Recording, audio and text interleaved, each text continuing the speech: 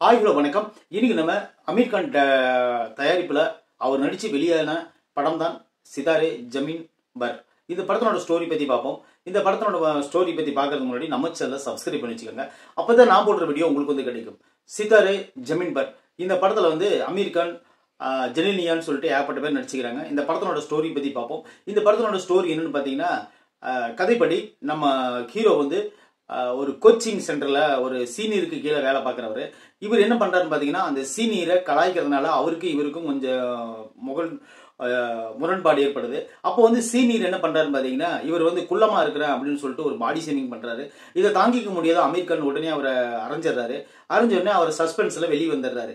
இந்த கேப்ல என்ன பண்றாருன்னு பாத்தீங்கன்னா, இவர் போய் ஒரு பார்ல உட்காந்து நல்லா ஃபுல்லா தண்ணி அடிச்சுட்டு அதை மனசு கவலையால கார் எடுத்துட்டு அங்கிட்டு வந்துட்டு இருக்கும்போது ஒரு போலீஸனோட வேன்ல அவர் உரசிடுறாரு. இதன் மூலியமா போலீஸ் என்ன பண்றாங்க பாத்தீங்கன்னா, அவங்க வந்து அந்த கேஸை ஃபைல் பண்ணிடுவாங்க. எஃப்ஐஆர் போட்ட உடனே அது கோர்ட்டுக்கு போயிருது. கோர்ட்டுக்கு போனதுக்கு அப்புறம் இந்த கேஸ்ல இருந்து எப்படியாவது நான் வெளியே வரணும் அப்படின்னு சொல்லிட்டு போராடுறாரு. இவரோட நன்னடத்தையின் காரணமாகவும் இவர் வந்து ஒரு பாஸ்கெட் பாலினுடைய கோச் அப்படிங்கிற ஒரு காரணத்துக்காகவும் அந்த ஜட்ஜ் வந்து ஒரு பனிஷ்மெண்ட் கொடுக்குறாங்க. உனக்கு 2 வருஷம் ஜெயிலு. அந்த 2 வருஷம் ஜெயில நீங்க முடியலன்னா ஒரு மாற்றுத்திறனாளி குழந்தைகளுக்கு வந்து நீ வந்து ஒரு கோச்சா இருக்கணும், வாலிபால் பாஸ்கெட் பாலினுடைய கோச்சா இருக்கணும் அப்படின்னு சொல்லிட்டு சொல்றாங்க. சொன்ன உடனே இவர் என்ன பண்றாருன்னு பாத்தீங்கன்னா, அதை வந்து அரமனசா ஏத்துக்கிட்டு அங்க போகவே விருப்பம் இல்லாம அந்த டீமுக்குள்ள உள்ள போறாரு. போன உடனே அவங்க அந்த குழந்தைங்க வந்து ஆளுக்கு ஒரு மென்டாலிட்டியில் இருப்பாங்க. அவங்க வந்து எல்லாருமே ஒரே மாதிரி இருக்க மாட்டாங்க. அவங்க ஒரு 8 பேர் இருப்பாங்க. அவங்களுக்கு எல்லாத்துக்கும் சேர்த்து இவர் ஒரு கோச்சா இருப்பாரு. அவங்க யார் எந்த வேலை சொன்னாலும் இவர் என்ன சொன்னாலும் அவங்க கேட்கவே மாட்டாங்க. அந்த மாதிரி ஒரு இடத்துல அவங்கள விளையாட வச்சு அவங்கள வந்து ஒரு டோர்னமெண்ட் ஒரு ஃபைனலுக்கு இழுத்துட்டு போறது தான் இந்த படத்தோட மொத்த கதை. இந்த படம் வந்து அமீர் கானுடைய தயாரிச்சு அவரே இந்த படத்துல நடிச்சிருப்பாரு. ஜெனிலியா வந்து இந்த படத்துல ஹீரோயினியா பண்ணியிருப்பாங்க.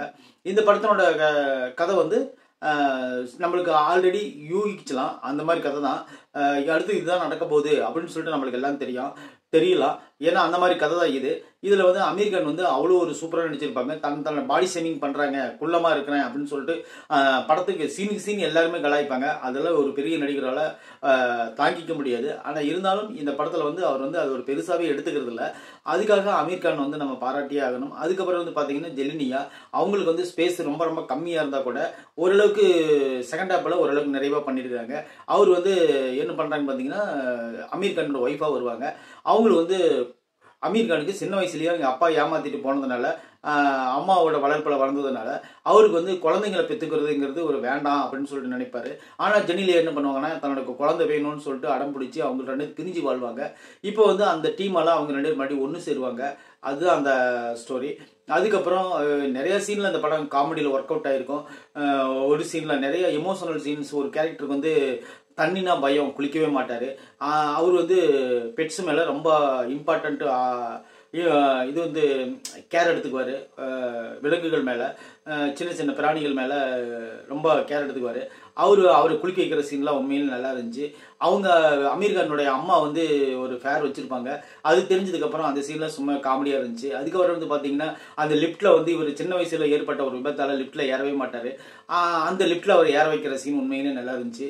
இந்த படத்துல நடிச்சுக்கிற எல்லாருமே நல்லா நடிச்சிருந்தாங்க. இந்த படம் வந்து ஒரு நல்ல ஒரு எமோஷனலாம் கிளைமேக்ஸ்ல வந்து நல்ல ஒரு சூப்பரான சீனா அமைஞ்சது. கடைசியில் அவ்வளோ பெரிய ஒரு டீமை வந்து பிரிஞ்சு போக மனசு இல்லாம என்ன பண்றது, இனிமேல் வந்து மீண்டும் பார்க்க முடியாது அப்படின்னு சொல்லிட்டு அந்த டீம் வந்து பிரிஞ்சு போகும்போது கண்ணீர் வெடிச்சிட்டு போறாரு. அந்த சீன்ல உண்மையில மனசுக்கு டச்சிங்கா இருந்துச்சு. அப்புறம் மீண்டும் பார்க்கும் பொழுது அமீர் கானே அவருக்கு அவங்கெல்லாம் கலாய்ப்பாங்க. அதெல்லாம் உண்மையிலே நல்லா இருந்துச்சு இந்த படத்துல நெகட்டிவ்னு சொல்லிட்டு நம்ம அதிகமாக எடுத்துக்க தேவையில்லை. ஏன்னா இது வந்து ஒரு மாற்றுத்திறனாளி குழந்தைகளுக்காக எடுக்கப்பட்ட இந்த படம். அவங்களுடைய மைண்ட் செட் எப்படி இருக்கும், அவங்க பேரண்ட்ஸ் அவங்களை எப்படி பார்த்துக்கிறாங்க அப்படிங்கிறதெல்லாம் மொத்தமாக இந்த படத்தில் அவங்க சொல்லியிருக்கிறாங்க. இன்னொரு விஷயம் என்னன்னு பார்த்தீங்கன்னா, இந்த படத்தில் நடிச்சிருக்கிற அந்த வில்லன் கேரக்டர்லாம் எதுவுமே கிடையாது. இந்த படத்தில் பர்சனலாக வில்லன் என்ன யாருமே கிடையாது. படத்தில் ஒரே அச்சீவ்மெண்ட் தான், அந்த குழந்தைகளை கூட்டிகிட்டு போய் எப்படியாவது பாஸ்கெட் பால் ஆடி அவங்களை ஜெயிக்க வைக்கணும் அப்படிங்கிறது தான் கதையோட ஹீரோவோட ஒரே எய்மு. அல்லது அப்படி பண்ண முடியலன்னா இவர் வந்து 2 வருஷம் ஜெயிலில் இருக்கணும் அப்படிங்கிறது ஒரு டிமாண்டு. இப்போ என்ன பண்ணுறான்னு பார்த்தீங்கன்னா, இந்த குழந்தைங்கள அவர் வந்து எப்படி இந்த பாஸ்கெட் பாலில் ஜெயிக்க வச்சு ஃபைனலுக்கு கொண்டு வராரு அப்படிங்கிறதெல்லாம் ஒரு சூப்பராக சொல்லிக்கிறாங்க இந்த படத்தில். உங்களுக்கு டைம் கிடச்சுன்னா கண்டிப்பாக இந்த படத்தை போய் பார்த்தீங்கன்னா உங்களுக்கு ஒரு என்டர்டைன்மெண்ட்டாக இருக்கும். இந்த படத்தின் பாடல்கள் சுமாராக இருந்தால் கூட அந்த தேவையான இடத்துலலாம் பாடல்கள் வச்சு நம்மளுக்கு வந்து அது கூட சலிப்பாக ஏற்படாத அளவுக்கு நம்மளுக்கு திரைக்கதையை கொண்டு போயிருக்காங்க. இந்த படம் உண்மையிலே நல்லா இருக்குது. எனக்கு ரொம்ப பிடிச்சிருந்துச்சி பர்சனலாக. உங்களுக்கு எப்படின்னு தெரியல. உங்களுக்கும் பிடிச்சிருந்துச்சுன்னா கண்டிப்பாக கருத்துக்களை நம்ம கமெண்ட்டில் சொல்லுங்கள். அமீர் கான் படங்கள் நிறைய படங்கள் நீங்கள் பார்த்துருக்கலாம். இந்த படம் வந்து ஒரு டிஃப்ரெண்ட்டாக இருந்துச்சு. ஆனால் கதை யூகிக்க முடியுறது ஒன்று தான் பலவீனமே தவிர இந்த படத்தில் இருக்கிற எல்லாமே பர்ஃபெக்டாகவும் நீட்டாகவும் சூப்பராகவும் கொடுத்துருந்தாங்க. இந்த படத்தில் தேவையில்லாத டூயட் சாங்கெல்லாம் எதுவுமே கிடையாது. ஃபேமிலியோடு உட்காந்து ஜாலியாக என்டர்டெயின்மெண்ட்டாக பார்த்து சிரிக்க வேண்டிய ஒரு சூப்பரான படம். இந்த படம் இப்போ வந்து தியேட்டர்ஸில் ரிலீஸ் ஆகிருக்கு. உங்களுக்கு விருப்பம் இருந்தால் இந்த படத்தை போய் நீங்கள் பார்த்து என்ஜாய் பண்ணுங்கள். தேங்க்யூ.